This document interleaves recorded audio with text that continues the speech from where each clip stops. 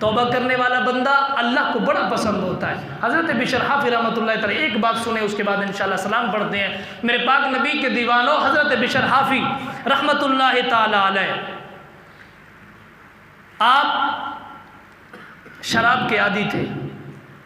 ولایت ملنے سے پہلے بڑی شراب پیتے تھے، شراب خانے میں بڑا دھت پڑے رہتے تھے۔ علماء نے لکھا اس بات۔ ایک دن آپ شراب پی کر آ رہے تھے، نیند سے اٹھے جیسے، تو بارش کا موسم تھا، تو راستے میں ایک پرچی پڑی تھی، کاغذ کا ٹکڑا جس پر بسم اللہ الرحمن الرحیم لکھا ہوا تھا۔ یہ بھی آتا ہے کہ ایک کاغذ کا ٹکڑا تھا جس میں اللہ کا نام لکھا ہوا تھا۔ حضرت بشر حافی رحمۃ اللہ تعالی علیہ، بس آخری بات سنیں اور اس کا نتیجہ سننے کے بعد پھر انشاءاللہ سلام پڑھتے ہیں، بڑا آپ کو سکون ملے گا۔ بشر حافی رحمۃ اللہ تعالی علیہ نے اس کاغذ کے ٹکڑے کو اٹھایا، صاف کیا، چوما ماتھے پہ رکھا، بلند سطح پہ رکھ دیا، اتنا ادب کیا حضرت بشر حافی۔ تو میرے پاک نبی کے دیوانوں، شراب خانے میں رہنے والا رب بندے سے پیار کتنا کرتا ہے، توبہ کس طرح بندے کی قبول کرتا ہے، اتنا پسند ہوتا ہے توبہ کرنے والا۔ خدا کے بندوں، حضرت بشر حافی نے وہ بندہ تھا جو شراب پیتا تھا، گنہگار تھا، گناہ کبیرہ کا ارتکاب کرتا تھا، مگر صرف اللہ کے نام کی تعظیم کی، بلند سطح پہ رکھا۔ خدا کو یہ ادا اتنی پسند آئی، اتنی پسند آئی، رب قدرت نے فرمایا کہ اس نے ہمارے نام کو بلند کیا ہے، ہم نے اس کے نامہ اعمال کو بلند کر دینا ہے۔ اللہ تعالیٰ نے سارے گناہوں پر معافی کا قلم پھیر کے جناب بشر حافی کو ولایت کا تاج پہنا دیا، ولایت عطا کر دی۔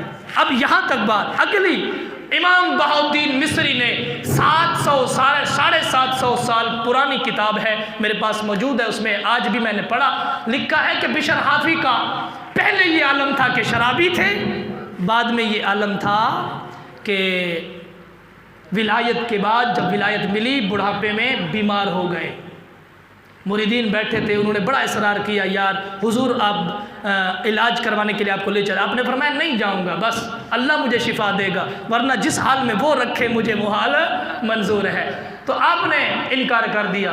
بڑے اصرار کے بعد مریدین نے کہا آپ پیشاب دے دے، ہم اس کا ٹیسٹ کرواتے ہیں۔ تو آپ نے پیشاب اپنا عطا فرمایا، تو وہ بوتل میں لے گئے، تو ایک غالباً یہودی تھا یا عیسائی طبیب تھا، بڑا ماہر تھا اس دور کے اندر اس علاقے میں، تو اس کے پاس لے گئے۔ جب اس کے پاس لے گئے تو اس نے کہا ڈھکن کھولو اس کا، جب ڈھکن کھولا فرمایا چلو اس کو بند کر دو۔ غیر مسلم بندہ طبیب کہتے بند کر دے۔ بند کرنے کے بعد فراغت پانے کے بعد پھر انہوں نے پوچھا بھی ہاں اس کے بارے میں کچھ بتا، کیا مسئلہ ہے؟